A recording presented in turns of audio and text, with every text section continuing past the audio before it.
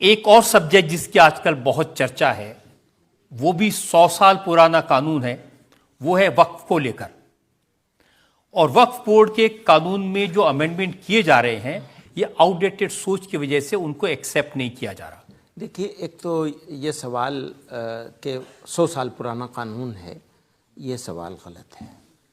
یہ قانون تو ابھی امینڈ ہوا ہے 95 وغیرہ میں، کچھ اس کے اوپر کام ہوا ہے. ایک بات یہ ہے. دوسری بات یہ ہے کہ اوقاف ہے کیا، اس کو سمجھنا ضروری ہے.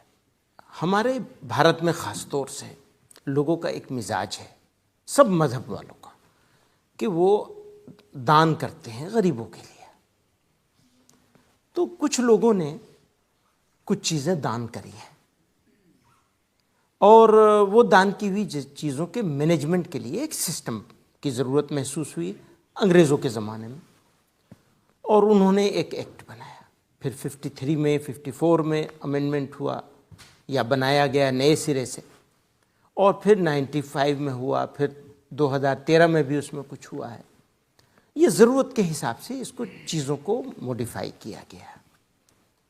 اب یہ جو نیا امینڈمنٹ کا سسٹم ڈیولپ کیا جا رہا ہے، اس وقت لانے کی کوشش کی جا رہی ہے، یہ اس کی جو ضرورتیں تھیں، جس ضرورت کے لیے یہاں تک پہنچے تھے، اس کو بجائے بیٹر کرنے کے واپس پیچھے کی طرف لے جا رہے ہیں. تو ہمارا اس میں دیکھیے 2-3 موٹی موٹی باتیں ہیں.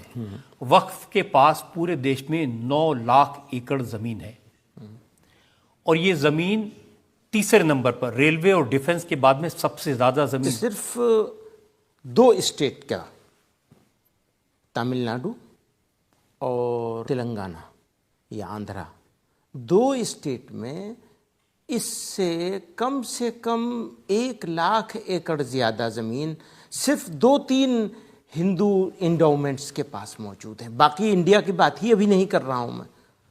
یہ تو پورے انڈیا میں ہیں جو آپ بتا رہے ہیں، 7,40,000 یا 7,80,000 کچھ ایکڑ بتاتے ہیں.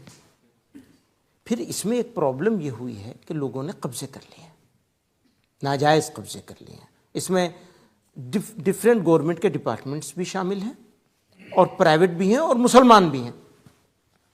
تو اس کو اور بہتر کرنے کی ضرورت تھی کہ جو قبضے ہیں ان کو خالی کرایا جائے. بجائے بہتر کرنے کے اس کو اور خراب کیا جا رہا ہے. آپ قبضے خالی کرانے کی بات کریں کہ آپ کے جو چاچا جی ہیں ارشد مدنی صاحب، انہوں نے کہا کہ جو بنگلور کا ایئرپورٹ ہے اس کی سینکڑوں ایکڑ زمین وہ وقف کی ہے. اور انہوں نے کہا تو شاید انہوں نے ریسرچ کیا ہوگا، میں نے اس کے بارے میں کوئی ریسرچ نہیں کیا. اور ہم لوگوں کی بات نہ کریں بلکہ ہم بات کریں اس پروجیکٹ کی. یہ ایک پروجیکٹ ہے. اب پروجیکٹ آج کی تاریخ میں ملک میں جیسا ماحول بنایا جا رہا ہے، اس ماحول کو دیکھ کر پتہ نہیں کیوں مجھے لگتا ہے، اگر مجھے کریکٹ کیجیے گا آپ، اس ماحول کو دیکھ کے ایسا لگتا ہے کہ جیسے یہ وقف بورڈ انڈیا کا نہیں ہے، کسی اور پڑوس کے دشمن ملک کا ہے. پہلی بات. وقف بورڈ بنتا کیسے ہے آپ کو معلوم؟ ہم چاہتے ہیں وقف بورڈ بھارت کے مسلمان بنائیں. قانون یہ کہتا ہے کہ وقف بورڈ جو بنے گا وہ اسٹیٹ گورنمنٹس بنائیں گی، اور سینٹرل وقف کونسل کو بنانے کے لیے سینٹرل گورنمنٹ کا منسٹر بنائے گا. پہلا تو ہمارا یہی ہے. ہم کہتے ہیں SGPC کی طرح بنا دیجیے آپ اسے. شرومنی گردوارا پربندھک کمیٹی کا گٹھن جیسے ہوتا ہے ایسے اس کا گٹھن ہونا چاہیے. آج تک ایسے گٹھن نہیں ہوتا ہے. سرکاریں اپنی مرضی کے لوگوں کو بٹھا لیتی ہیں سلیکشن کر کے. وہ کچھ تھوڑا سا ایک پارٹ ہے اس کا الیکشن کا کہ متولیوں کے ہاں سے ایک ممبر آ جائے گا، فلاں جگہ سے آ جائے گا. تو یہ ایک بڑی لمبی ڈیبیٹ ہے. اس کو بہتر کرنے کی ضرورت ہے، لیکن آپ تو بدتر کرنے پہ اترے ہوئے ہیں اس کو.